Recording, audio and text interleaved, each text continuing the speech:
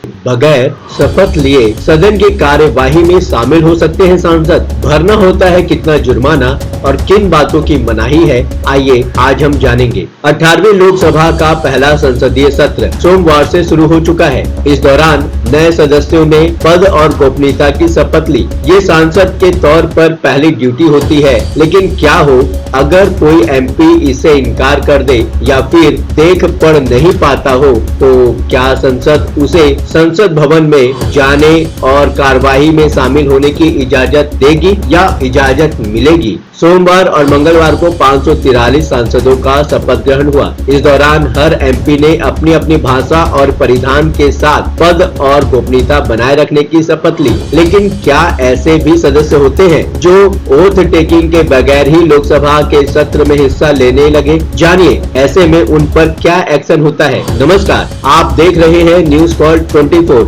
मैं हूं आपके साथ सुशील गिरी। न्यूज स्पॉट 24 के साथ बने रहने के लिए अभी इस चैनल को सब्सक्राइब करें, फॉलो करें और नोटिफिकेशन में जाकर ऑल का ऑप्शन दबाना बिल्कुल ना भूलें। आइए बढ़ते हैं खबरों की तरफ। संसद में अपनी सीट लेने से पहले संविधान की धारा 99 के तहत हर एमपी को शपथ लेनी होती है। साथ ही इससे जुड़ा एक औपचारिक फॉर्म भी भरना होता है। यह काम प्रोटेम स्पीकर का होता है। क्योंकि नई संसद बनने से पहले पुरानी संसद भंग हो चुकी होती है, लिहाजा कोई अध्यक्ष भी नहीं होता। इस लिहाज से कुछ दिनों के ट्रांजिशन को पाटने के लिए एक अस्थायी स्पीकर चुना जाता है। इस बार कटक के सांसद भृतहरि मेहताब को प्रोटेम स्पीकर चुना गया, जिन्होंने नए सदस्यों को पद की शपथ दिलाई। शपथ ग्रहण वैसे तो कई भाषाओं में ले सकते हैं, लेकिन इस दौरान क्या बोला जाए ये तय रहता है। सांसद वही दोहरा सकते हैं। इसमें अपना नाम लेते हुए लीडर देश के संविधान के लिए निष्ठा की बात करते हैं। साथ ही अपने पद के लिए ड्यूटी को निभाने का वादा किया जाता है। फिलहाल असदुद्दीन ओवैसी का मामला तूल पकड़े हुए है। उन्होंने ओथ लेते हुए जय फिलिस्तीन का नारा लगा दिया था।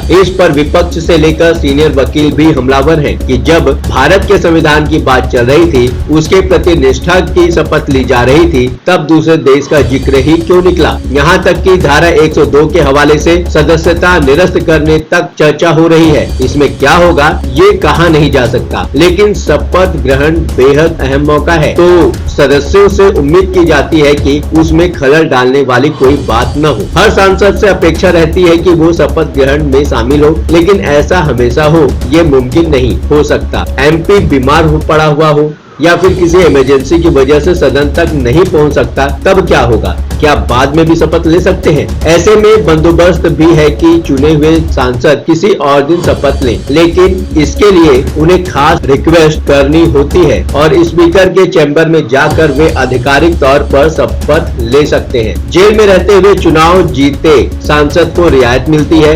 वे भी संसद भवन में समारोह का हिस्सा बनेंगे, लेकिन फिर वापस जेल चले जाएंगे। क्या कोई बगैर शपथ ग्रहण के संसद की कार्यवाही में हिस्सा ले सकता है? ये हो सकता है, लेकिन तब सांसद के अधिकार सीमित होंगे। वो सदन की कार्यवाही के दौरान वहां मौजूद रह सकेगा, वोटिंग भी कर सकेगा, लेकिन किसी भी बहस में भाग नहीं ले सकेगा, न ही कोई आधिकारिक कमेंट कर सकेगा। अध्यक्ष उसे इसकी अनुमति ही नहीं देगा। इसके अलावा उसे 500 रुपए पेनाल्टी देनी होगी, जो उसके वेतन से काट ली जाएगी। ये जुर्माना बगैर ओथ लिए सदन में शामिल होने का है। जितने दिन भी सांसद सदन की कार्यवाही में हिस्सा लेता है या वोट करता है, उतने दिन रोज के हिसाब से ये जुर्माना लगता है। कई बार शारीरिक अपंगता भी शपथ लेने में बाधा बन सकती है। मसलन सांसद अगर देख न सके, ऐसे में दूसरा साथी सदस्य शपथ पढ़ेगा, जिसे वो केवल दोहराएगा। आखिरकार शपथ ग्रहण इतना जरूरी क्यों है? संविधान की धारा 99 के तहत लोकसभा में चर्चा में शामिल होने के लिए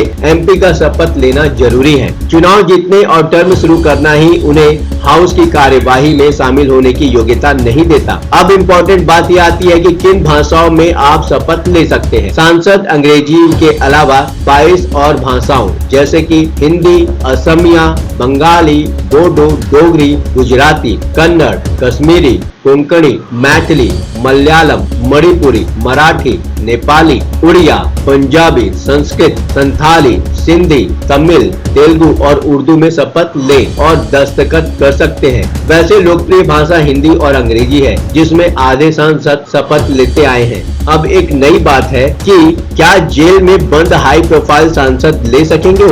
आतंकवाद के लिए फंडिंग जुटाने के आरोप में इंजीनियर राशिद और खालिस्तानी चरमपंथी अमृतपाल सिंह दोनों ने ही जेल से चुनाव लड़ा और जीते भी। अमृतपाल असम की जेल में बंद है। पंजाब की पारी आने पर कांग्रेस के एमपी गुरजीत सिंह के बाद उनका नाम भी पुकारा गया, लेकिन वे मौजूद नहीं थे। इसी तरह से बारामूला से चुने गए राशिद की भी पुकार हुई, जो यूपीए के तहत तिहाड़ जेल में बंद है। वे भी शपथ नहीं ले सके।